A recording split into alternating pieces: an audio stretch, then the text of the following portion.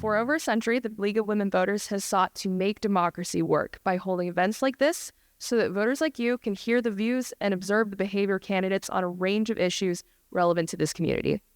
This is why we ensure all candidates agree to the debate procedures. Further, by being here tonight, you as the audience have also agreed, as noted on those very large posters that are over there and I think on the outside of the room.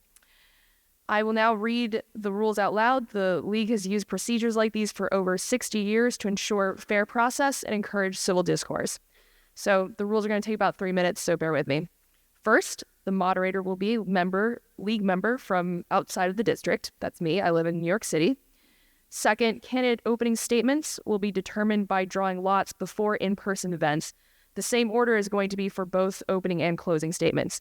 So by agreement, Ms. Collins will speak first and Ms. Lurvy will speak last. Each candidate will be allowed 3 minutes for an opening statement. After all candidates have spoken, the moderator will open the meeting with questions from the audience. Cards, which have already been pointed out, will be handed out for written questions. These will be vetted prior to being asked so that duplicative, personal, abusive, or biased questions can be discarded. Fifth, the moderator, that's me, will be the arbiter of whether questions are appropriate, repetitive, or abusive. 6, each candidate will be given 1.5 minutes, so 90 seconds, to answer each question. At the moderator's discretion, the time for a response may be reduced as long as it is the same for everyone. There will be no rebuttal. Questions may be addressed to a specific candidate or to candidates in general. Also, all candidates will be given an opportunity to answer any question, even if it is addressed to a specific individual. Next, the moderator will attempt to rotate the order of responses for each question. 8, a league member will act as timekeeper. 1/2 minute from the end of any given time period, the timekeeper will alert the speaker by a prearranged signal, which you can see right there. Some of the signs. When the time is up, which is a different sign, the speaker will be allowed to finish the sentence. Repeatedly speaking past the deadline, however, may result in a candidate losing time for a future question or for others getting additional time. 9, candidates will have 2 minutes for a closing statement. 10, since the purpose of the meeting is to determine the candidate's views, no substitute speaker will be allowed to appear should a candidate be unable to attend in person. No written or recorded statement may be provided in lieu of active participation by a candidate. Using props, charts, visuals, or displaying campaign literature is also prohibited. Lastly, of the 11 rules, in accordance with league policy, the league owns the contents of its forums. Audio or video recording by authorized members of the media will be permitted only if agreed upon by all candidates present. The league maintains the right to record the forum and publish it on LWV-controlled electronic sites. No other recording will be allowed. No partial transcript or recording may be published without written permission from the league. Take a look around, see no recording. It's good. As moderator, I will be the arbiters of all decisions during the debate. So, the league believes, finally, that the responsibility for maintaining good government rests on you, the voters, so we have the following expectations for you. First, please be sure your cell phones are off or silenced, and please do not block the door or camera. Second, your purpose is to hear from candidates, so let's focus on their voices, not yours. 3, please remain seated and silent during the Q&A unless you are writing or submitting question cards. Again, there's baskets, but also people will be walking up and down to take questions if you have them. As moderator, I will stop the debate if the audience interrupts. Interruptions reduce the time for candidates to speak, and we are here to listen to them. Fourth, to repeat, league policy permits only authorized recordings of these forums. Taking clips or segments is not authorized. North Shore TV is broadcasting this forum, and the league will post it on our LWV of PWM YouTube channel long before the election. Lastly, any audience member who violates the agreed procedures for the forum or who disrupts the forum by ignoring these audience expectations after being warned may ask to leave. So now we are going to hear from the 2 candidates vying to be your receiver of taxes for the next 4 years, Veronica Lurvy and Mary Jo Collins. When the candidates arrived, they drew straws for speaking order. Ms. Collins will be going first for opening remarks and for closing. Ms. Lurvy will be going second for opening remarks as well as for closing. I will now ask the candidates to give their opening statements and the audience to applaud briefly after those statements, but then to hold all applause and other responses until after the closing statements. Ms. Collins, please begin. Thank you. Thank you for the League of Women Voters, Bella, Judy, Port Washington, Manhasset, for hosting this candidate forum this evening and giving me the opportunity to introduce myself to the town of North Hempstead voters. At the end of the forum, I hope you will be clear on my qualifications and what distinguishes me from my opponent. First, I would like to share my background and experience, which will help you understand why I am the best choice for the receiver of taxes. I grew up as the oldest of 6 children. My father emigrated from Ireland. Neither had the opportunity to go to college, but they instilled in all of us a strong work ethic. My husband Sean and I have been married for 31 years, and we have 2 adult sons, Sean Jr., a CPA and a manager at PricewaterhouseCoopers, and Matthew, a lieutenant in the U.S. Navy, who is a Seahawk SH-60 pilot. I graduated with a BS from Douglas College, Rutgers University, and an MA from Teachers College, Columbia University. I worked as a teacher for 4 years before embarking on what was to become a 40-year career on Wall Street, which I recently retired from this past December. My roles in sales, trading, and management gave me valuable knowledge of risk management and credit analysis, 2 skills that will serve me well as a receiver of taxes. Currently, I serve as an independent trustee for a financial services firm that has $26 billion under management. As an independent trustee, we are charged with being a fiduciary for the shareholders. We ensure that management is in full compliance with all regulatory requirements. In essence, we are the watchdogs for the shareholders. I am also currently an elected trustee for the Village of Flower Hill, having served since 2020, along with Mayor Rosenbaum, who is here tonight, thank you, and my fellow trustees. We work collaboratively as a board to represent the interests of our constituents, to maintain and try to improve the quality of life in our village. I'm running for the job of receiver of taxes to serve, and so that I can give back to my community and the community I've been in for almost 30 years. My past financial experience, as well as my current corporate board role, give me the ability to approach the receiver role from a business perspective. My village trustee role enables me to always be mindful to put the taxpayer first. Thank you for your attention, and I look forward to answering your questions. Thank you.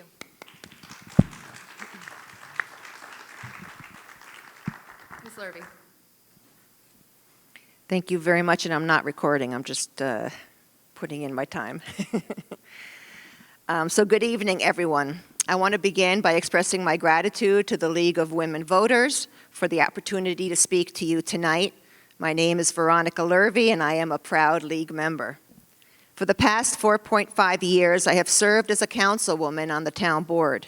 I was appointed to the seat in 2019 by former supervisor Judy Bosworth, and I was later elected to the position.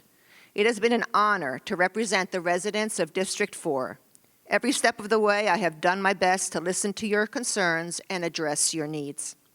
Because of redistricting, I can no longer run for my council seat, but there is much work to be done in government. My parents, who were immigrants from Czechoslovakia, instilled in me the values of hard work and commitment. In addition, through their own work at a variety of community and religious organizations, they nurtured in me a deep commitment to service for the public good. It would now be my honor to continue to serve you, the residents of the town of North Hempstead, as your receiver of taxes. As a receiver of taxes, I would apply my skills and governmental expertise to maintain the highest level of responsiveness and accountability, and perhaps most importantly, to keep your tax dollars safe. The role of the receiver of taxes is not glamorous, but it is one of great responsibility. It's about managing over $1 billion, ensuring that every taxpayer's contribution is applied properly, and it's about serving as a watchdog for the taxpayers. Our current receiver of taxes, Charlie Berman, has been a great role model, and we wish him all the best in his retirement. In my prior career, I was a project finance attorney at the law firm of Skadden Arps, Slate, Marr and Flom for 13 years. I worked on many high-profile corporate finance transactions involving millions and billions of dollars. One of the last transactions I worked on was a $15 billion restructuring, on which I was the leader, and I led the deal team of over 20 attorneys, negotiating with bank groups around the world. My legal work at Skadden Arps required a great deal of integrity and diligence and the careful oversight of other people's resources. I was accountable for every penny, and I will continue to be so as your receiver of taxes. Before serving on the town board, I held a variety of volunteer positions, working side by side with you. During my time as a councilwoman, my priorities have included constituent services, environmental sustainability, and fiscal responsibility.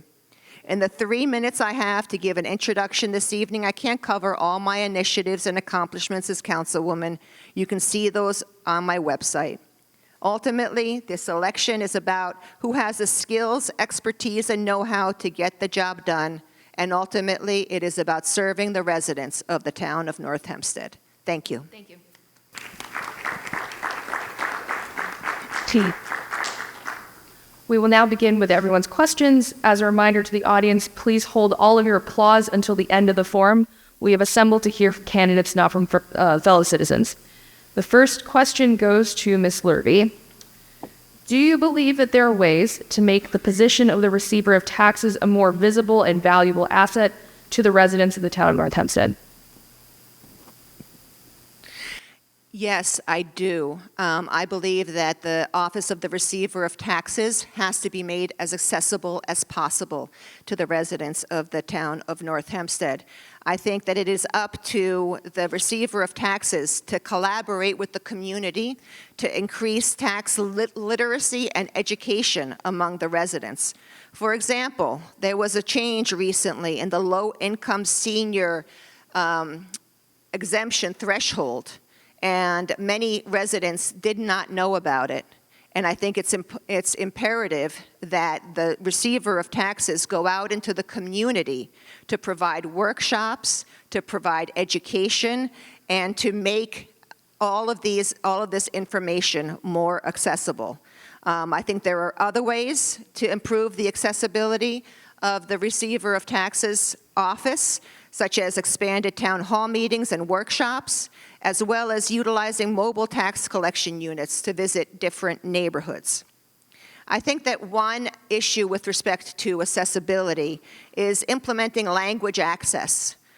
On my time in the town board, I have championed a language access policy that the town board approved several months ago. And this will make it easy for anybody who speaks any language. And we have a growing number of immigrants in the town of North Hempstead who might not be comfortable with English as a first language. And I will do the same in the Receiver of Taxes office. Ms. Collins. Thank you. I'm not going to address all of the points, but just one point for clarification. In terms of the senior exemption was raised from $38,000 to $58,000, and Supervisor DeSena, along with Rich Nicolello, who's retiring after 28 years as the county legislator, I believe championed that for the town of North Hempstead. My understanding is that the school districts had to opt into that exemption. And I do know for a fact that there are 5 school districts that either did not know or were not, or were not aware that their seniors were eligible for that exemption. One of those school districts is one of our current board members. Serves as a school board president. So not sure if the town council, how the town council realized that this exemption was going up, and why this wasn't, taken care of in that council person's district.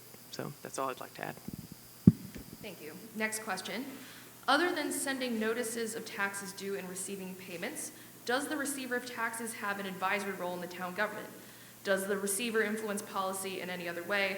One person asked, for instance, about property taxes. Ms. Collins. Okay. Oh, sorry. Sorry about that. Again, that's a great question, and thank you. It's clear that the Receiver of Taxes does not set policy. I know that, and I'm well aware of that.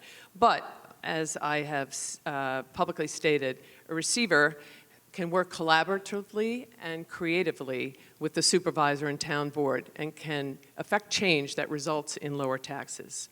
So drawing on my experience as a in business and in finance, I would look to ways to increase efficiency in administrative systems on both the back and the front end of receiving and processing taxes, and work toward upgrading communications and technological interface, changes that can lead to lower taxes.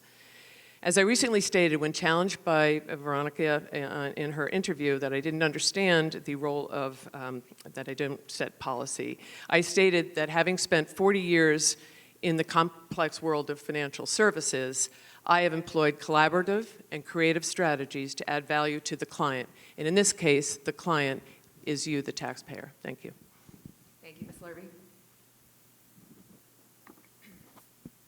So the role of receiver of the taxes, as I see it, is multifold, right? It's receiving and distributing the taxes. It's calling out the mistakes of the Nassau County Assessor's Office and working collaboratively with the town attorney as well as the Nassau County offices of the assessor as well as the county executive to fix those mistakes.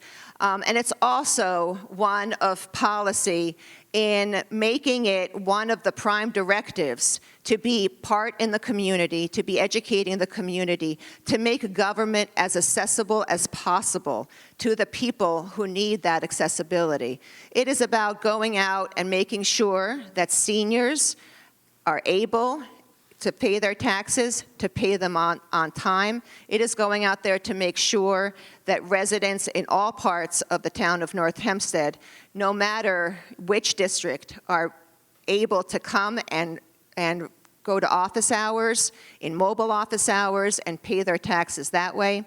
And it's about making sure that when taxes are collected, that people have faith that they are being collected properly, that they are being distributed properly. Charlie Berman, in his years in office, has many times pointed out that there have been mistakes and he has worked to fix them. And I will continue to do that for the taxpayers of the town of North Hempstead. Thank you. To continue on that theme, Ms. Lurvy, you speak, or multiple of you have spoken about making the tax office more accessible to all residents. Can you share details about how you plan to do this? And if you have in current roles, do you have any examples of how you've done this in your current role? Ms. Lurvy. So I think I've already mentioned certain of the ways that I would make the tax office more accessible.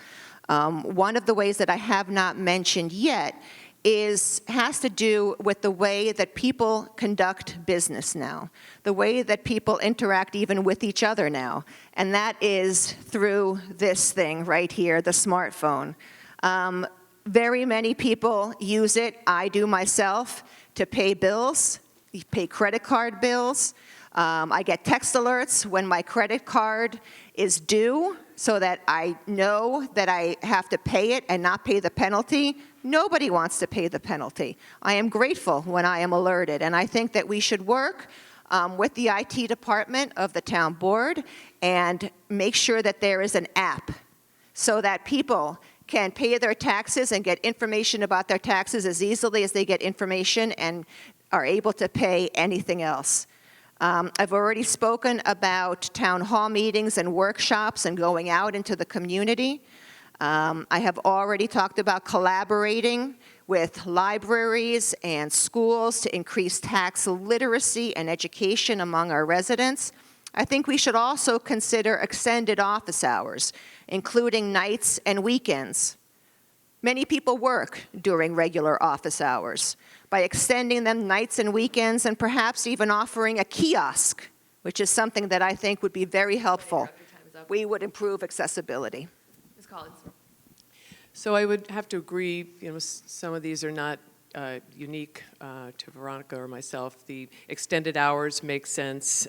Certainly more online payment options, satellite offices, a mobile office. One of the people that I've spent time with is Janine Driscoll, who is the receiver of taxes for the town of Hempstead, of 1 million residents.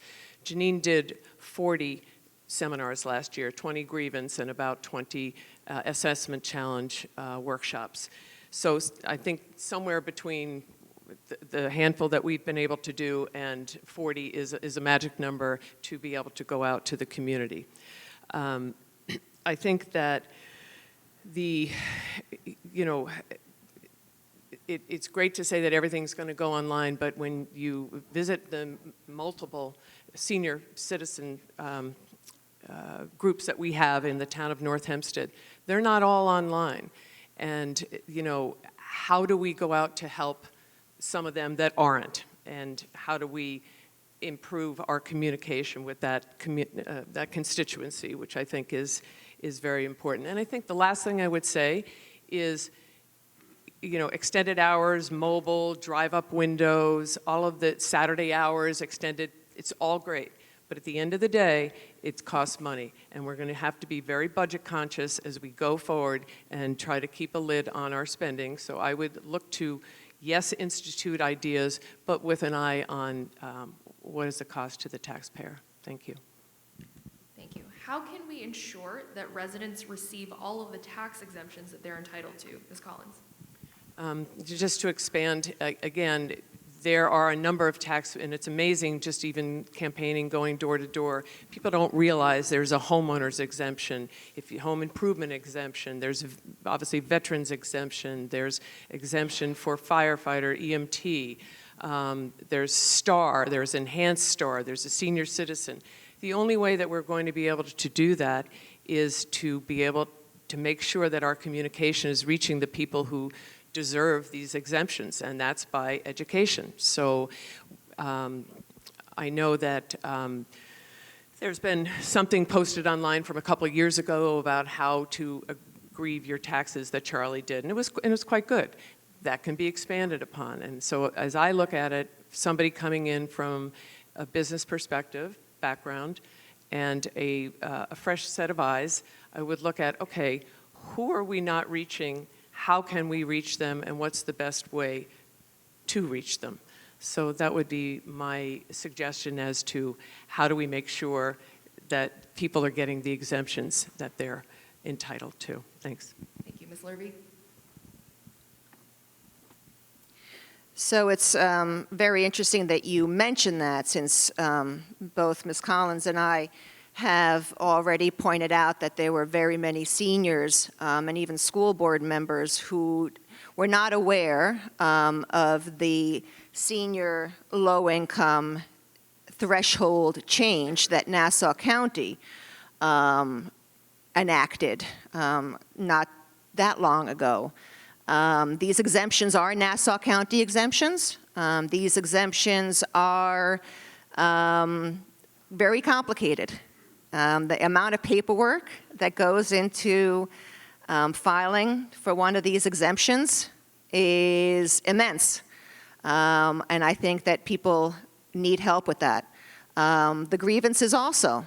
The process, why are so many people paying an outside company to do their grievance process? It's because it's complicated.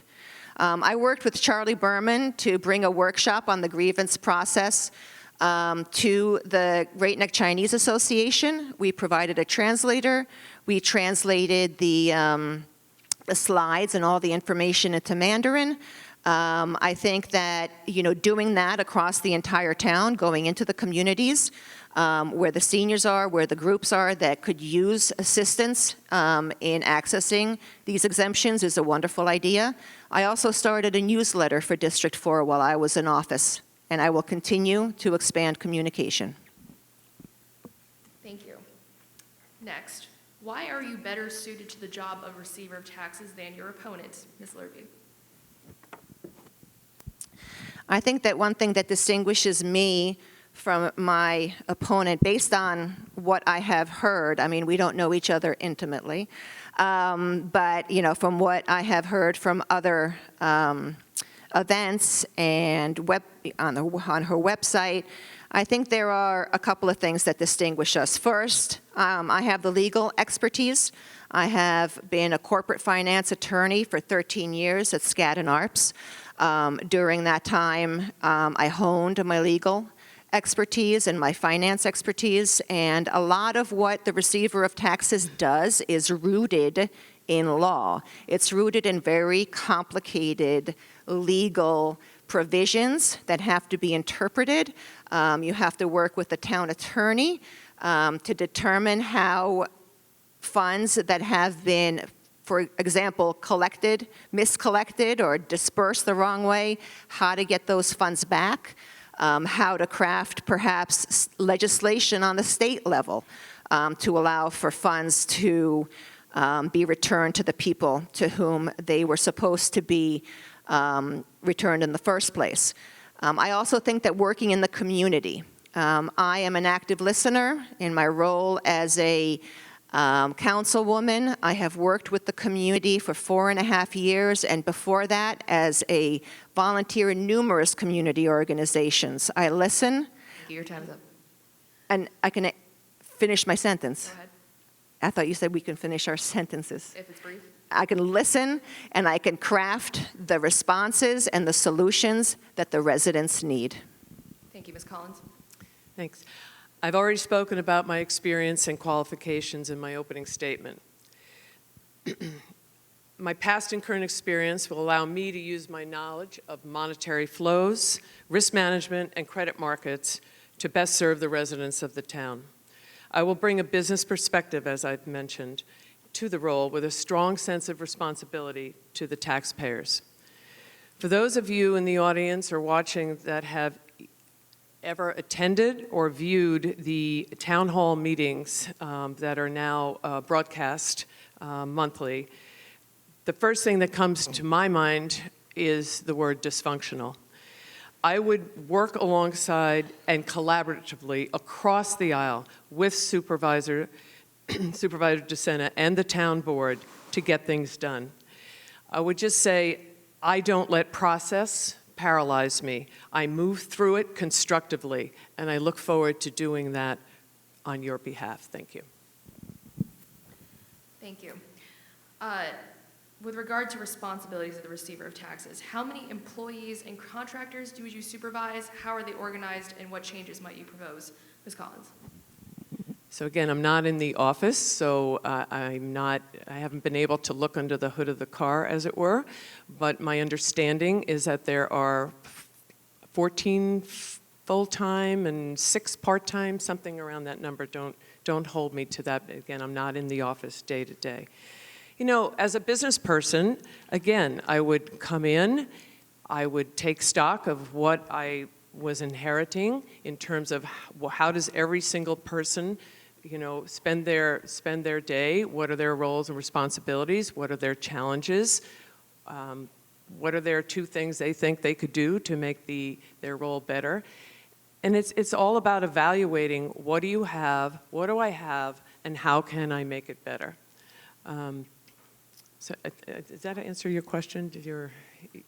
That's for the audience. Just repeat the second part of the question again, I'm sorry. Sure. Let me just open that back up again. It was something about the employees, right? About how many employees? If there are any changes Okay. you propose. You know, one of my roles in Wall Street, before 9/11 intervened, I was put in charge of 24 traders, and I was their trading manager, and this was our retail trading group. And my role was to manage the risk, as well as manage individually 24 different people that were responsible for different parts of the market. And I would say I did that successfully. Unfortunately, 9/11 happened and the world turned upside down and management went a different way post that. Thank you. This is a long one, so bear with me. As receiver of taxes, you represent the whole town, not a political party. Do you feel, regardless of party control, that after the election, the township should put politics aside and work as a town as in the best interest of the people? What will you do to bring that about? And I'm afraid I can't raise the rest of the question, but in general, how will you rise above partisanship? I'm sorry, I skipped your question, didn't I? Ms. Lurvy, my bad. I'll back up. The responsibilities of the receiver of taxes, how many employees and contractors would you supervise? How are they organized, and what changes would you propose?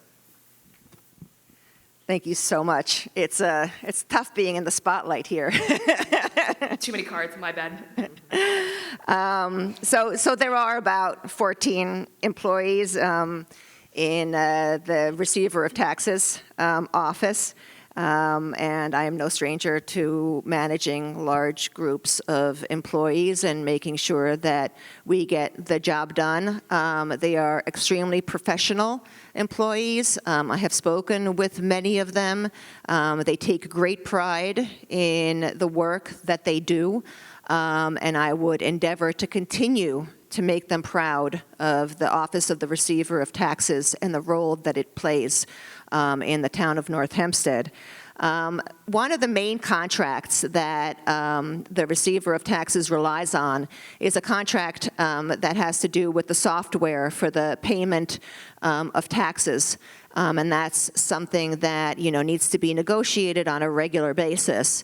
And, through my negotiation skills, I am sure that I can get the best deal that taxpayers can get, whether it's with respect to the security that is provided, the e-check fee that is charged, the credit card fee that is charged. All of that needs to be looked at again with a set of fresh eyes so that we are not paying too much. We already pay a lot in taxes, and nobody needs to be paying more in fees. Thank you. Thank you. And sorry again about the wobble. Let me read it again. As Receiver of Taxes, you represent the whole town, not a political party. Do you feel, regardless of party control, that the township can put politics aside and work as a town in the best interest of the people? And what would you do to bring that about, Ms. Lurvy? So, absolutely. I believe that the town of North Hempstead, the residents here, deserve better than what is happening at Town Hall right now.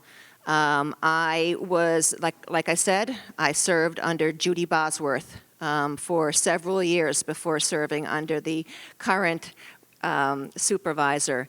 Under Judy Bosworth, there was a conscious effort made to include everybody in discussions, to include everyone in negotiations, regardless of whether or not you were a Republican or a Democrat. Unfortunately, the case is not that way now.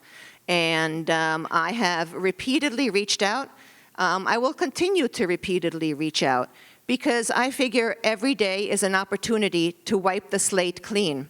Every day is an opportunity to do the best that we can for the town of North Hempstead. I think bipartisanship is what people in the town require. I also think that it is hard. And I think that people can't just say that they're bipartisan. They need to be able to walk the walk and do the hard work, make the phone calls, have the meetings.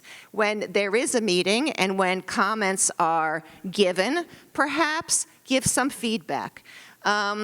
That is the kind of work that I always envisioned myself doing, and no matter who is in the supervisor's office, I will work with them collaboratively as long as they will do me the honor of working collaboratively with me. Thank you. Ms. Collins. So when you think about the role of Receiver of Taxes, some people have said it hardly seems something that should be Republican or Democrat, but yet here we are.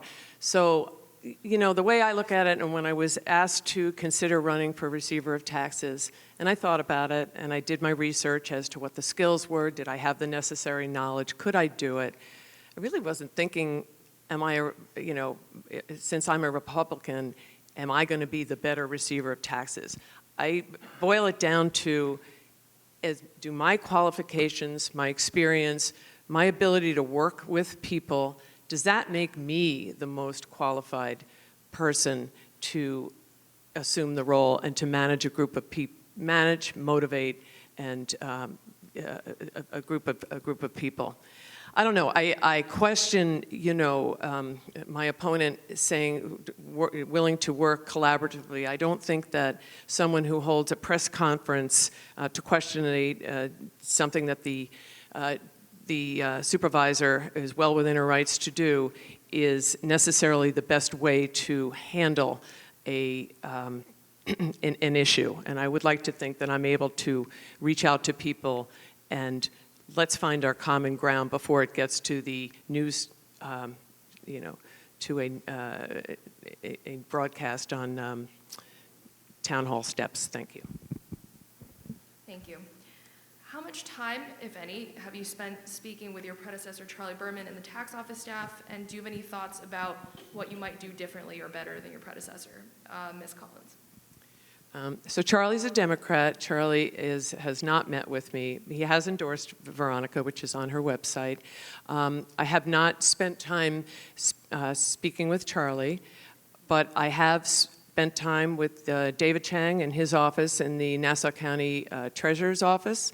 I have spent time with Elaine Phillips, who is our county controller. I have spent a considerable amount of time with Janine Driscoll, as I mentioned her before, and she's the receiver of taxes in the town of Hempstead.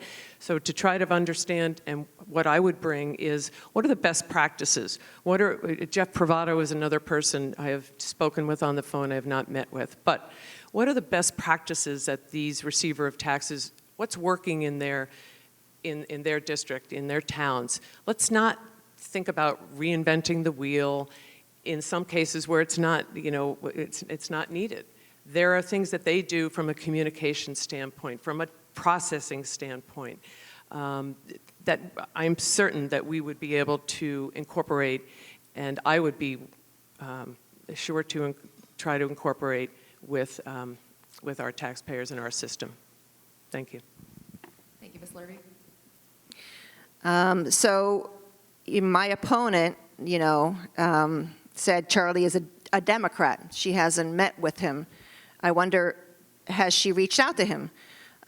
Instead, she's reached out to a whole bunch of Republicans. So this is where the bipartisanship comes in. If you were truly bipartisan, you would have attempted to reach out to Charlie, and you would have known that he is there for everybody. He is absolutely there for everybody. Everybody loves Charlie because he has been a receiver of taxes who has kept politics out of the receiver's office. And so I think that this is a prime example of how partisanship gets in the way of good results. I have spoken with Charlie. Yes, he has endorsed me. Yes, we have served together for several years, so I do have that advantage. And he has given me advice. But basically, 30 seconds. So he has, one of the things that he told me is that technology, I asked him about security and securing taxpayer dollars, securing taxpayer information. One of the pieces of advice he gave me was that the hackers are always out there trying to get you, and you have to stay ahead of them. Never sit back and think that you have done everything you can in terms of technology. Keep improving. Thank you. To go to a more specific topic, the paper tax bill is confusing and unclear. What would you do to make the tax bill clear and understandable, Ms. Lurvy? The paper tax bill is unclear and confusing. Is that what the question said? Verbatim, yeah. One thing that the paper tax bill really needs to make more prominent, I think it needs to differentiate where all of the money goes. I think it would be really helpful if when people got their tax bill, they knew exactly what portion was going to the library, what portion was going to their sewer district, what portion was going to Nassau County, what portion was going through every single different special district, so that they really knew where their tax dollars are going. I think that would be a great improvement to the paper tax bill. Because when I talk to people, very few realize that we, at the town of North Hempstead, the receiver's office, collects about $1.4 billion, but only about a tiny percentage of that is actually goes to the town budget. Everything else goes to Nassau County, school districts, all the different special districts, library districts. So the paper bill could be much more clear on that. I also think that people don't realize that they can sign up and get the bill electronically. They can get notifications electronically by email. That's something that should be made more prominent. They should be getting information on email and by text and any which way that we can that is really easily understandable. Thank you, Ms. Collins. Thank you. So with the paper bill, for those of you who have looked at it, it is confusing. But there's a limit to what can be put on it, but certainly improvements could be made.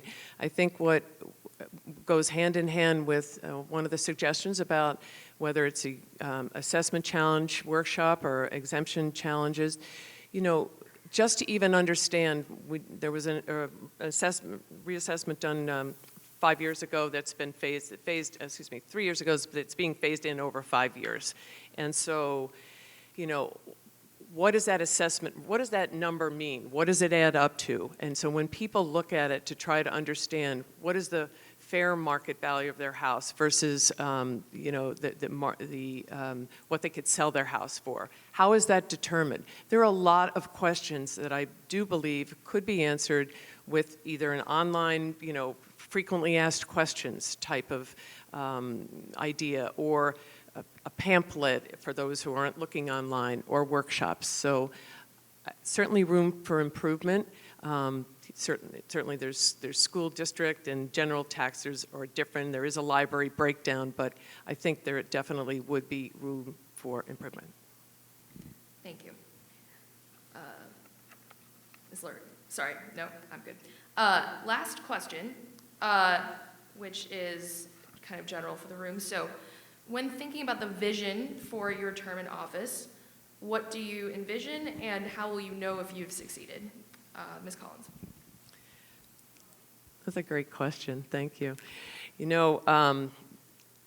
I think about it, answering that with a story, but I only have a minute and a half. But when I think about what do I envision going into a role, giving it 110% or more, and the reality is that when I leave that office or leave that role, it's going to be in a better place than how I found it. Simple. You go in, you work with people, what needs to be done, how can I do it to the best of my abilities, working collaboratively, using my business experience, and how can I improve what is already being done, to leave something in a better spot than how you found it. Thank you, Ms. Lurie.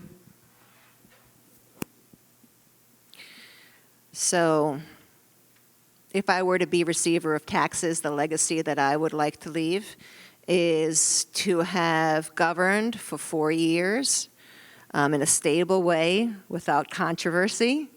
Nobody wants a receiver of taxes office that has controversy. You want your money to be secure. You want your money to be safe. And that's actually why there are very strict restrictions on where the taxpayer funds can be invested. There are very limited instruments into which taxpayer funds can be invested. That's because it's so important that they not be used in a way that is irrational or that is too risky. So stable and without controversy is one thing. I would also like to know that I helped everyone who reached out to me. That is the way that I run my council office. I have an amazing legislative aide who makes sure that everything she does, every effort she makes is to help the constituent. And that is the way that I would continue to run the Receiver of Tax Office, to make sure that every resident who calls with a question or a problem on their taxes, whether it's a town issue or a Nassau County issue, that they get the answer that they need. And I would be happy if I were able to achieve that. Thank you. Now, before we take closing statements from the candidates, I would like to remind voters that Election Day is Tuesday, November 7th at your regular polling place. Early voting begins Saturday, October 28th and runs through Sunday, November 5th. During early voting, you can vote early at any of the 27 early polling sites in Nassau County. This forum is being broadcast by North Shore TV, which will rebroadcast it in the next weeks. A recording of this forum will also be available on the LWV of PWM YouTube channel within the week. So now on to the closing statements. Before that, please offer applause to both candidates for their willingness to answer your questions tonight. Together, let's say so.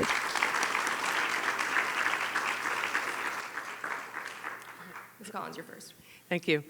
So to summarize, what are the four most important issues that I would focus on when elected and that I'd like to leave you with? I will work alongside Supervisor Jen DeSena and the town board to help cut taxes. I would make paying taxes more convenient and to offer more payment options, both mobile sites as well as extended hours, ideas that have been presented earlier. Present tax-reducing seminars to show taxpayers how to reduce their taxes through exemptions they are entitled to, as well as guiding them through the assessment process.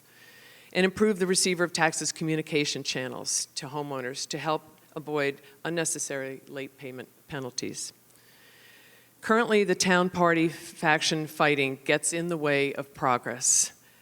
I don't, as I've said before, and I'll say it again, I don't let process paralyze me. I move through it constructively. I will work with the supervisor and board to help evaluate the soundness of proposed investment of our funds and to make sure that they are carefully researched and we make educated decisions. On November 7th, you're going to have to decide who is the most qualified steward of your taxpayer money. I've tried to answer your questions and present myself as an experienced, hardworking, dedicated, and worthy of your trust. I hope I've done that, and I hope I can count on you on November 7th. Thank you very much. Thank you.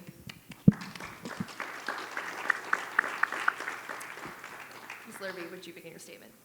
The role of the Receiver of Taxes, as I have said before, is not glamorous, but it's one of immense responsibility. It's about managing over $1 billion annually and ensuring that every taxpayer's contribution is used wisely and efficiently and serving as a watchdog for the taxpayers. You know, sometimes a watchdog has to call things out that somebody doesn't want to be called out. Sometimes a watchdog has to have a press conference to call attention to illegal actions in a department or in a elected office. I do not say I'm sorry for holding a press conference. It had to be done, and it had to be referred to the Attorney General's office. Throughout my time in public service, I've strived to embody the principles of integrity, fiscal responsibility, and unwavering effort. I've worked to make our town more transparent and accessible, more inclusive, and more responsible in managing taxpayer funds. As your potential receiver of taxes, I pledge to continue championing these principles. I have served everyone, Republican and Democrat alike. I have worked with everyone, Republican and Democrat alike. And I will work with any supervisor, as opposed to my opponent who has said multiple times that she will work with Supervisor DeSena. I pledge to work, of course I hope that John Kamen wins, he's on my party ticket, but I pledge to work with any supervisor who is in the office, not just the one in my party. So I think, as I have demonstrated tonight, my background as a corporate attorney equips me with the financial and legal skills needed to oversee the collection and disbursement of taxes responsibly. My experience as a town council member has honed my ability to connect with constituents and find solutions to their problems. My advocacy for transparency in government operations prepares me to manage public funds responsibly and speak out about mistakes. I would be honored to be your receiver of taxes. Thank you. And I want to thank both of you, the candidates. The League appreciates your willingness to answer questions from voters thoughtfully and candidly and in civil discourse with your challenger. And we salute your commitment to serving your fellow citizens by running to serve in this race. So thank you again.